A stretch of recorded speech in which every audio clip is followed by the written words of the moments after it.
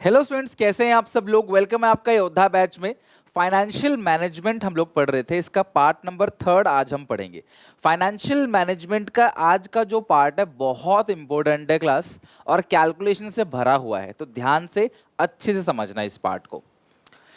इस अकेले चैप्टर के अंदर आपको न्यूमेरिकल देखने को मिलेगा, स्पेशली क्लास 12 बिजनेस स्टडीज में। यानी कि बिजनेस स्टडीज कंप्लीटली एक थियोरी सब्जेक्ट है, लेकिन इस पार्ट के अंदर आपको थियोरी नहीं क्लास, न्यूमेरिकल भी देखने को मिलेगा। तो क्या है पार्ट, ये ध्यान से अच्छे समझते हैं क्लास। इस टॉपिक का नाम है फाइनेंशियल लीवरेज और ट्रेडिंग ऑन इक्विटी। क्या होता है फाइनेंशियल लीवरेज, कि आपके टोटल कैपिटल स्ट्रक्चर में डेट का प्रपोर्शन कितना है। यानी आपने जो टोटल इक्विटी है, जो टोटल कैपिटल एम्प्लॉयड है, आपका जो पैसा आपने टोटल लगाया बिजनेस में, चाहे अपना चाहे क्लास उधार लेके, यानी कि ओनर फंड और बोरोड फंड सब कुछ मिलाकर जो पैसा आपने लगाया है, उसमें से डेट का परसेंटेज कितना है। Financial leverage means that the presence of debt in the overall capital of an entity. Debt is cheaper source, मैंने आपसे कहा था डेट जो है वो सबसे चीपर सोर्स है, लेकिन डेट जो है सबसे ज्यादा रिस्की भी है। तो अगर फंड्स को रेज करना है तो डेट चीपर सोर्स माना जाता है, क्योंकि डेट पे जो इंटरेस्ट जाता है वो टैक्स डिडक्टिबल एक्सपेंसेस है, जो हमारे टैक्स को कम कर देता है, ठीक है। लेकिन ये रिस्की भी बहुत है, क्योंकि डिबेंचर होल्डर्स जो होते हैं क्लास, कंपनी को बंद करवा देंगे, आपको उनको फिक्स अमाउंट ऑफ इंटरेस्ट देना ही पड़ेगा, इर्रेस्पेक्टिव आपने कितना कमाया कितना नहीं कमाया, उनको फिक्स अमाउंट ऑफ इंटरेस्ट देना पड़ेगा, आपकी हालत चाहे कुछ भी हो। तो फाइनेंशियल लीवरेज बताता है डेट अपॉन टोटल इक्विटी, यानी कि आपके कैपिटल स्ट्रक्चर में जो डेट है वो कितना है class, as compare to total equity. ये टोटल इक्विटी यानी कि डेट प्लस इक्विटी, राइट। अब यहां पर एक रूल डेवलप करते हैं क्लास, अच्छे से एक नियम बनाते हैं क्लास, यहां से अच्छे से किस तरीके से क्लास ये वर्क करता है। तो आप ध्यान समझना, एक सवाल आता है कि हम अपने कैपिटल स्ट्रक्चर में डेट ऐड करें या ना करें, या डेट ऐड करें या इक्विटी ऐड करें। मतलब हमको हमको अगर पैसों की जरूरत है तो हम डेट रेज करें या इक्विटी से फंड्स को रेज करें। ध्यान से नियम समझना, फिर इसको प्रूफ करेंगे, ठीक है। यहाँ पे दो चीजें समझते हैं क्लास। सबसे पहली चीज है यहाँ पे rate of interest. Rate of interest किसे कहते हैं क्लास, जिस रेट पे आपने उधार लिया है। लाइक मैंने लोन लिया है 10% के इंटरेस्ट पे, या मैंने डिबेंचर इशू किया है 10% डिबेंचर, तो उसको बोलते हैं रेट ऑफ इंटरेस्ट। आप सबको पता है जो आपने उधार लिया है उस पे जो आप ब्याज पे करोगे। एक और चीज है यहाँ पे ROI, इसको बोलते हैं रिटर्न ऑन इन्वेस्टमेंट। जो आपने इन्वेस्टमेंट करी है उस पे रिटर्न कितना मिलेगा आपको, जो भी आपने पैसा इन्वेस्ट किया है उस पैसे पे आपको रिटर्न कितना मिल रहा है, ROI, रिटर्न ऑन इन्वेस्टमेंट। इसका फॉर्मूला होता है, अकाउंट्स में ही पढ़ोगे आप, अकाउंटिंग रेशियो के अंदर, नेट प्रॉफिट, ठीक है, before interest and tax, net profit before interest and tax upon capital employed into 100, upon capital employed into 100, ठीक है, इनटू 100 है। तो net profit before interest and tax upon capital employed into 100 ही आता है class ROI। इसको बोलते हैं return on investment. मैंने जहां पे इन्वेस्ट किया है क्लास, वहां से मुझे कितना रिटर्न मिलेगा। तो दो चीजें हैं क्लास, एक रेट ऑफ इंटरेस्ट, दूसरा रिटर्न ऑन इन्वेस्टमेंट। अब रूल क्या है ध्यान से समझना, ठीक है। मैं आपसे पूछूंगा और आप सारे बच्चे बता दो, 100% बता दोगे आप, देखना कितना आसान है। अगर मैंने रेट ऑफ इंटरेस्ट मान लो 10% है, ठीक है, मैंने बैंक से 50 लाख रुपए 10% के रेट से उठाया, ठीक है, मतलब मुझे बैंक को हर साल 50 लाख का 10% 5 लाख देना है, ठीक है। और मैं एक प्रॉपर्टी में इन्वेस्ट कर रहा हूं, ठीक है, किसी प्रॉपर्टी में या किसी प्रोजेक्ट में, किसी कंपनी में, किसी प्लांट में, किसी कंपनी के शेयर्स में, कहीं भी मैं इन्वेस्ट कर रहा हूं। तो मुझे बताओ मुझे कम से कम कितना परसेंट इनकम आना चाहिए। तो जो मैं क्लास इनकम ले रहा हूं मान लो 15% है, ठीक है। क्या मैं 10% इनकम जनरेट करूंगा? नहीं, फिर तो मैं पागल हूं, मेरा घाटा ही है। 10% में ब्याज लेके 10% कमाऊंगा तो मेरे जेब में क्या आएगा, कुछ भी नहीं। तो अगर 9% लूंगा तो मेरा घाटा 1% का। तो मैं कोशिश करूंगा कि भैया अगर मैंने 10% पे पैसा उठाया है, मतलब अगर मेरी कॉस्ट 10 रुपए है, मैं 10 रुपए का पेन खरीद के लाया हूं, तो भैया मैं इसे महंगा ही बेचूंगा, तो मुझे जो रिटर्न मिलना चाहिए इन्वेस्टमेंट पे वो 10 से ज्यादा मिलना चाहिए। इस हाल में जब आपका जो रिटर्न ऑन इन्वेस्टमेंट है वो ज्यादा है रेट ऑफ इंटरेस्ट से, रूल डेवलप कर रहा हूं, if return on investment is greater than rate of interest, तो इसका मतलब अच्छा है ना, आप 10% पे उठाते जाओ, 15% पे लगाते जाओ, 5% की आपकी कमाई होगी। तो इस सिचुएशन में क्लास आपको क्या करना है, डेट को ज्यादा ऐड करना है अपने कैपिटल स्ट्रक्चर में। यानी कि अगर तुम्हारा ROI ज्यादा है रेट ऑफ इंटरेस्ट से तो अच्छी बात है, तुम डेट ऐड करो। लेकिन अगर ऐसा हो जाए कि ये 10 है और ये 7% है, if ROI is less than rate of interest, rate of interest जो है वो ज्यादा है, भैया तुम पैसा उधार ले रहे हो बैंक से 10% में, तो तुम लगा रहे हो तुम्हें सिर्फ 7% मिल रहा है, तो तुम बैंक से क्यों उधार लोगे? फिर तुम इस सिचुएशन में क्या करोगे? मोर इक्विटी, तुम्हें क्लास शेयर इशू करना चाहिए इस सिचुएशन में, डेट इशू मत करो। क्यों? बैंक को तुम क्लास 10% दोगे, कमा रहे हो 7%, तो फायदा क्या है? तो अगर ROI ज्यादा है, रिटर्न ऑन इन्वेस्टमेंट ज्यादा है, तो आप डेट इशू करो, और अगर रिटर्न ऑन इन्वेस्टमेंट कम है तो आप इक्विटी इशू करो। मैं इसको ना प्रूफ करके दिखा सकता हूं आपको, आप बोलोगे हाँ सर बात तो सही है। देखो इस सिचुएशन में क्लास अर्निंग पर शेयर बढ़ता है। अब सर अर्निंग पर शेयर क्या होता है, इसकी कहानी क्लास में यहां समझाता हूं आपको। अर्निंग पर शेयर क्या होता है, नाम से पता पड़ रहा है, अर्निंग पर शेयर, मेरे हर एक शेयर ने मुझे कितना कमा के दिया, that is called earning per share. ठीक है, ध्यान समझना। एक चीज दिखा रहा हूं क्लास, ये क्या है यहाँ पे, net profit before interest and tax. ये वो नेट प्रॉफिट है जो इंटरेस्ट और टैक्स को पे करने से पहले का प्रॉफिट है, मतलब सारी रेवेन्यू में से सारे खर्चे माइनस कर दिए क्लास, ये आ गया आपका profit before interest and tax. फिर आप इसमें से इंटरेस्ट पेड को माइनस कर दोगे, जो भी आपने इंटरेस्ट पेड किया, तो क्या बचेगा आपके पास? Profit before tax. फिर आप टैक्स भी माइनस कर दोगे तो क्या बचेगा? Profit after tax. तो ये जो प्रॉफिट तुम्हारे पास आया है, ये टैक्स को पे करने के बाद का प्रॉफिट है, प्रॉफिट आफ्टर टैक्स, यानी कि सब कुछ टैक्स पे कर दिया, अब ये तुम्हारा प्रॉफिट है, मालिक का प्रॉफिट है। अब मान लो जो प्रॉफिट है वो 100 रुपए है, और नंबर ऑफ शेयर्स जो है वो भी 100 है, तो हर शेयर ने कितने रुपए कमाया क्लास? 1 रुपए। इसको बोलते हैं अर्निंग पर शेयर, यानी हर शेयर ने कितना कमाया। मान लो क्लास हमारे 100 शेयर है और साल भर में 100 करोड़ का प्रॉफिट हुआ है, तो एक शेयर ने 1 करोड़ का प्रॉफिट कमाया, इसका मतलब ये समझ आता है। तो अर्निंग पर शेयर मतलब EPS। तो अर्निंग पर शेयर जितना बढ़ेगा उतना अच्छी बात है, हमारे हर शेयर ने जितना ज्यादा कमा के दिया उतना अच्छा है, उतना ही क्लास कंपनी ग्रो कर रही है। मान लो मैं किसी कंपनी के 15,000 शेयर खरीदे हैं मैंने किसी कंपनी के, और हर शेयर ने 1 रुपए कमाया, तो मेरे को तो 15,000 मिला इस साल। अगर मैंने 1 लाख शेयर किसी कंपनी के खरीदे हैं और हर शेयर ने क्लास 1 रुपए कमाया, तो मुझे 1 लाख रुपए की कमाई होगी। शेयर तो मेरा है ही, लेकिन 1 लाख रुपए एक्स्ट्रा हो गया अर्निंग पर शेयर, मतलब जो टोटल अर्निंग है उसमें हर शेयर की अर्निंग कितनी है। तो टोटल अर्निंग मान लो 100 है टैक्स के बाद, और शेयर्स कितने हैं? 100, तो हर शेयर की अर्निंग कितनी है क्लास? 1 रुपए। इसी को बोलते हैं अर्निंग पर शेयर। तो यहाँ पे अर्निंग पर शेयर बढ़ जाता है क्लास, अगर आपका ROI ज्यादा है रेट ऑफ इंटरेस्ट से, आप जितना डेट ऐड करोगे तुम्हारा अर्निंग पर शेयर बढ़ेगा। लेकिन अगर ROI कम है, रेट ऑफ इंटरेस्ट ज्यादा है, तो आप मोर इक्विटी ऐड करोगे ना, तो आपका अर्निंग शेयर बढ़ेगा। फिर आप डेट ऐड मत करना, फिर आप इक्विटी को ऐड करना। आओ क्लास इसको सम अप करते हैं, कंप्लीट करते हैं।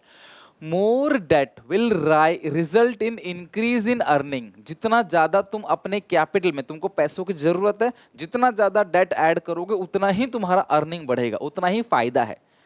लेकिन ये तभी होगा व्हेन रेट ऑफ अर्निंग, यानी कि return on investment of the company, that is ROI, is more than rate of interest on debt. तो यानी जो कमाई हो रही है रिटर्न ऑन इन्वेस्टमेंट वो ज्यादा होनी चाहिए रेट ऑफ इंटरेस्ट से, तभी ऐसा होगा कि डेट ऐड करोगे तो अर्निंग पर शेयर बढ़ेगा, right? If rate of interest is more than earning यानी ROI, then more debt will loss for the company. अगर रेट ऑफ इंटरेस्ट ज्यादा है, मेरी बात ध्यान समझना, अगर रेट ऑफ इंटरेस्ट ज्यादा हो गया मतलब इस वाले केस में, और तुमने डेट ऐड कर दिया, तो भैया कंपनी को फिर लॉस होगा, अर्निंग पर शेयर घटने लग जाएगा। रूल सिर्फ इतना, एक लाइन में हर एक बच्चा, जितना भी बच्चा इस वीडियो को देख रहा है, क्लास ये बहुत कॉम्प्लिकेटेड लगती है, मैं तुम्हें न्यूमेरिकल भी कराऊंगा आगे चल के, बहुत कॉम्प्लिकेशन आता है इस टॉपिक में, समझ नहीं आता बच्चों को। बस इतना ध्यान रखो, तुम्हें 2 चीजों को कंपेयर करना है, ROI और रेट ऑफ इंटरेस्ट। ROI ज्यादा है तो डेट ऐड करो कैपिटल स्ट्रक्चर में, ROI कम है तो इक्विटी ऐड करो कैपिटल स्ट्रक्चर में। ROI ज्यादा है, डेट ऐड करोगे, अर्निंग पर शेयर बढ़ेगा। लेकिन ROI अगर कम है, फिर तुम डेट ऐड करोगे तो उल्टा हो गया, अर्निंग पर शेयर घटेगा। तो उस सिचुएशन में तुम इक्विटी ऐड करो ताकि तुम्हारा अर्निंग पर शेयर बढ़े, राइट? चलो प्रूफ करते हैं, एक एग्जाम्पल लेते हैं, प्रूफ करते हैं। इसी तरीके से तुम्हें न्यूमेरिकल आएगा एग्जामिनेशन में, ठीक है, हम करेंगे भी आगे चल के। लेकिन तुम्हें ध्यान रखना है पहले रूल्स को, रूल्स तुम्हारे दिमाग में सेट होने चाहिए। 2 चीजें पकड़नी है बस तुम्हें, ROI और दूसरा क्या है, पहला तो ROI हो गया, दूसरा रेट ऑफ इंटरेस्ट, इनको कंपेयर करना है बस पकड़ के, और कुछ नहीं। और डेट ऐड करने से तुम्हारा EPS बढ़ेगा, अगर क्लास ROI ज्यादा है तभी। चलो एक सिचुएशन लिया मैंने कि जो टोटल कैपिटल में पड़े वो 50 लाख का है, इक्विटी शेयर कैपिटल जो है वो सारा का सारा 50 लाख है, 5 लाख शेयर्स 10 का 1, डेट नील है, मतलब हमारी टोटल कैपिटल 50 लाख है। टोटल कैपिटल मतलब डेट प्लस इक्विटी, जो टोटल पैसा लगा है वो 50 लाख का है, डेट है ही नहीं, कुछ भी नहीं है डेट, ठीक है। और यहाँ पे रेट ऑफ इंटरेस्ट 30% है, और अर्निंग बिफोर इंटरेस्ट टैक्स जो है वो 7 लाख है। छोटी सी कैलकुलेशन कर लेते हैं class, earning before interest tax जो है वो कितनी है, 7 लाख की, इसमें सबसे पहले घटाओगे इंटरेस्ट। इंटरेस्ट कितना है क्लास, आप चेक करो। इंटरेस्ट है यहाँ पे, डेट नील है, कर्जा है ही नहीं कुछ, तो इंटरेस्ट भी कुछ नहीं होगा, तो ये होगा 7 लाख। ये आगे अर्निंग बिफोर टैक्स, लेस करो टैक्स, कितना 30% है, 2,10,000, ठीक है। 7 में से 2 गया 490, ठीक है। तो ये आ गया class earning after tax, tax देने के बाद जितना प्रॉफिट है। डिवाइड किससे दोगे, नंबर ऑफ शेयर से। तो नंबर ऑफ शेयर्स कितना हो गया, कॉपी में करना है इन चीज़ों को। नंबर ऑफ शेयर्स क्वेश्चन में 5 लाख है, 5 लाख से डिवाइड दे दो, आंसर कितना आएगा। 490 को 5 से डिवाइड दो और मुझे बताओ कितना आंसर आएगा। 4,90,000 का प्रॉफिट है और 5 लाख शेयर है, तो 98 पैसे का प्रॉफिट आपको earning per share. Earning per share, हर शेयर ने 98 पैसे कमाए हैं। तो अगर मैंने मान लो 15,000 शेयर खरीदे होते किसी कंपनी के, तो मुझे 14,700 14,700 का प्रॉफिट होता। तो ये क्लास इस सिचुएशन से मुझे पता चलता है कि भाई मेरी EBIT 7 लाख का है, डेट कुछ है नहीं, सारा का सारा पैसा शेयर्स में लगा हुआ है, तो हर शेयर ने 98 पैसे 0.98 रुपीज़ जो है वो कमाया है, ठीक है।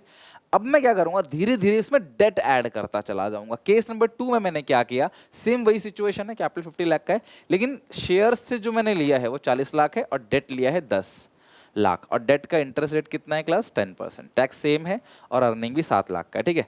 तो अर्निंग बिफोर इंटरेस्ट टैक्स कितना हो गया 7 लाख, ठीक है। बिल्कुल वैसे ही करेंगे जैसे पहले किया, माइनस करेंगे इंटरेस्ट। तो बच्चों बताओ इंटरेस्ट कितना है, 10 लाख का 10%, भाई 10 लाख रुपए के डिबेंचर मैंने इशू किए हैं और 10% का रेट ऑफ इंटरेस्ट, तो 1 लाख आ गया इंटरेस्ट, तो हो गया अर्निंग बिफोर टैक्स कितना आ गया 6 लाख।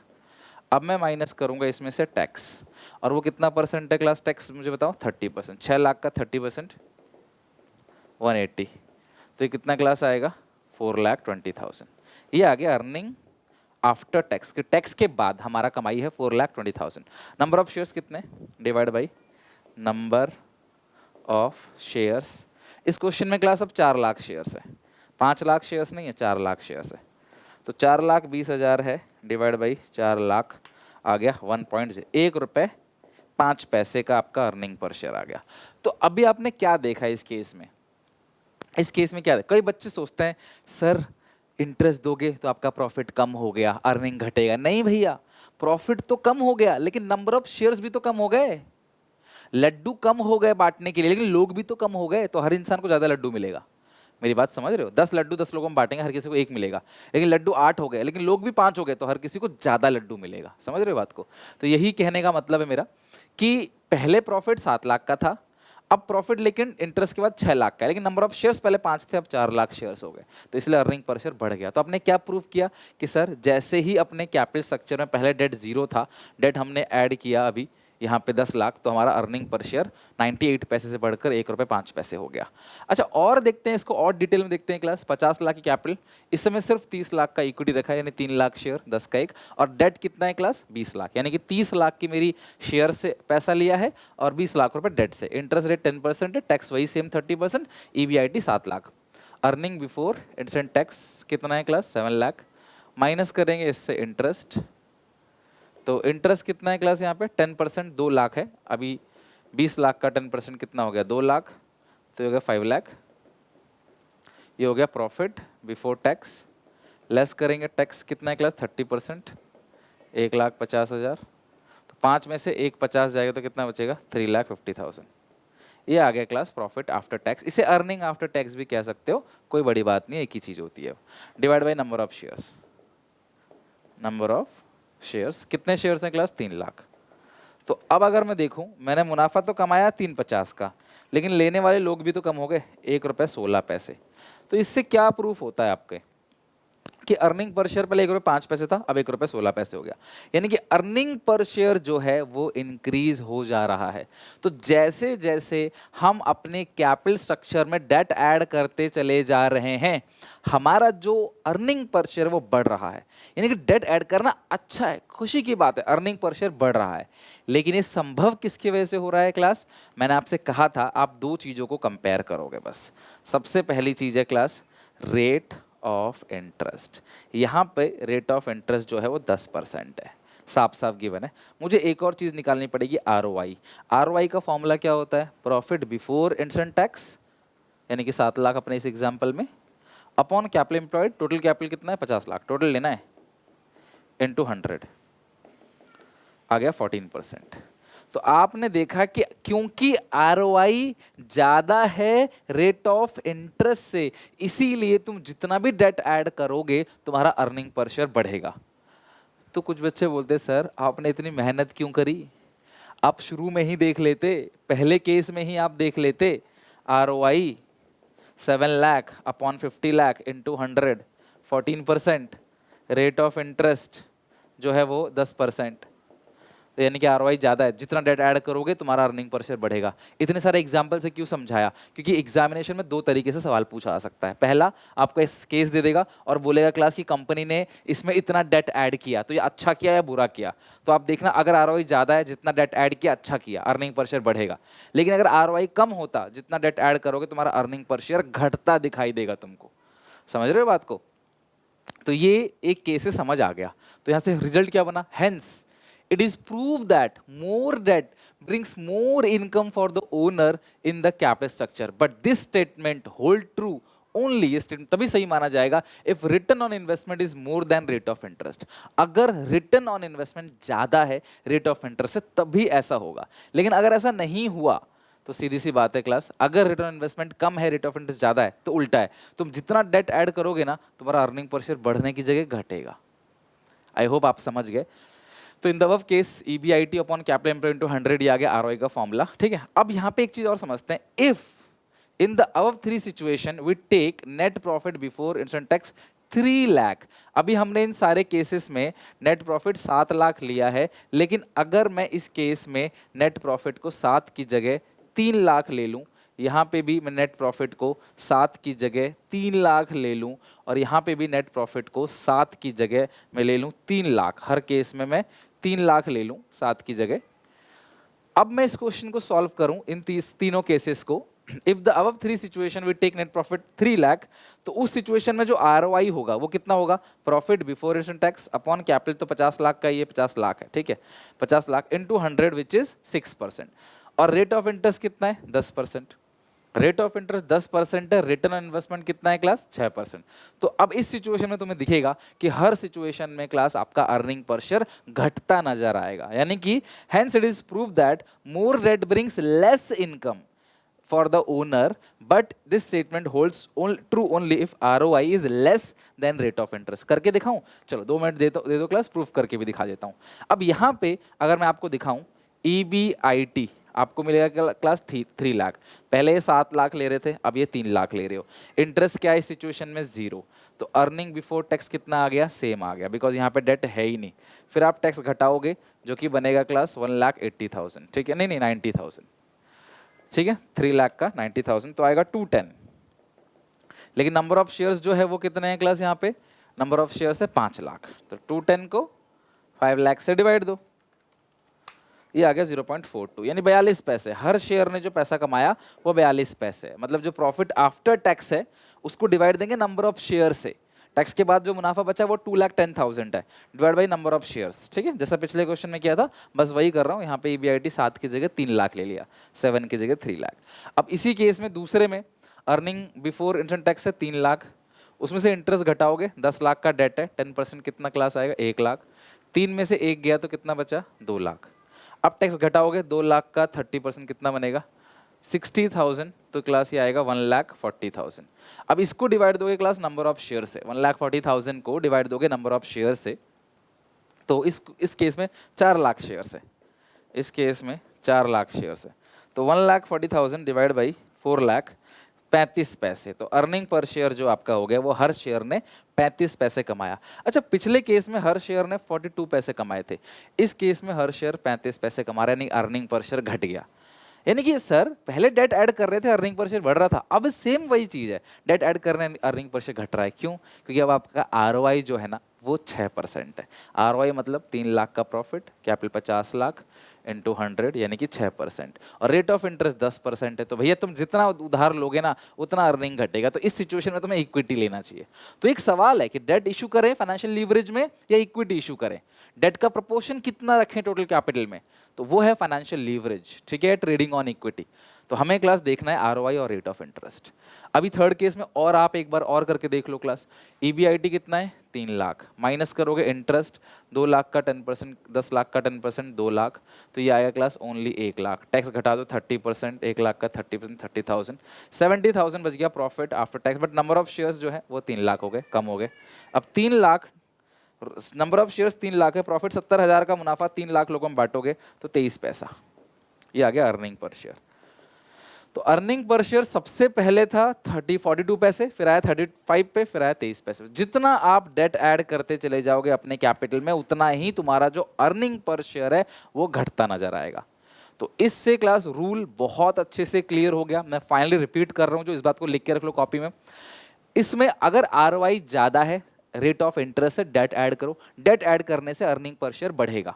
और आरओआई कम है, रेट ऑफ इंटरेस्ट ज्यादा है, तो अपने अपने कैपिटल स्ट्रक्चर में इक्विटी ऐड करो, उससे अर्निंग पर शेयर बढ़ेगा। तो आप इससे ही समझ सकते हो, अगर डेट ऐड करने से अर्निंग पर शेयर बढ़ रहा है तो डेट ऐड करना अच्छा है, अर्निंग पर शेयर बढ़ रहा है। लेकिन अगर डेट ऐड करने से अर्निंग पर शेयर घट रहा है तो मतलब क्लास डेट अच्छा नहीं है, तब आपको इक्विटी इशू करना है। या फिर आप समझ लो एक नॉर्मल सा क्वेश्चन दिया होगा, उसमें आप आरओआई निकालना, रेट ऑफ इंटरेस्ट निकालना, कंपेयर करना। आरओआई ज्यादा है तो बोलना भैया इनको अगर पैसा चाहिए तो डेट से लो, इक्विटी से मत लो। और आरओआई कम है, रेट ऑफ इंटरेस्ट ज्यादा है, तो इनको पैसा चाहिए तो इक्विटी से लो। और आरओआई कैसे निकालोगे? Profit before interest tax upon capital employed into 100। Capital employed मतलब debt plus equity total capital, जैसे इसमें 50 लाख था, राइट। तो इस तरीके से क्लासेस में आपको क्वेश्चन भी बन सकता है, इस तरीके से आपको कॉन्सेप्ट को एकदम स्ट्रांग रखना है, तभी न्यूमेरिकल बन पाएगा, राइट। अगर आपको ये कॉन्सेप्ट समझ आया, आप चाहते हो मैं इसके न्यूमेरिकल कराऊं, तो क्लास के लिए सेपरेट वीडियो लेके आऊंगा मैं न्यूमेरिकल की। तो आप सबसे रिक्वेस्ट है कमेंट सेक्शन में बताना जरूर मुझे कि कॉन्सेप्ट क्लियर हुआ कि नहीं। अगर आपको न्यूमेरिकल चाहिए तो मैं एक स्पेशल सेशन, एक स्पेशल क्लास लेके आऊंगा, जहां पे मैं 3 से 4 न्यूमेरिकल जो ऑलरेडी आ चुके हैं, जो आ सकते हैं, उस टाइप के कवर कर दूंगा, ताकि आपको कॉन्सेप्ट तो क्लियर हो ही गया, बना आप भी खुद लोगे, लेकिन मैं क्लास में करा दूंगा और सिखा दूंगा आंसर को लिखना कैसे है, ठीक है। तो अच्छी लगे वीडियो तो क्लास लाइक जरूर करना, शेयर करना। बाकी मिलते हैं नेक्स्ट वीडियो में, इस चैप्टर को पूरी तरीके से अगली क्लास में खत्म करेंगे।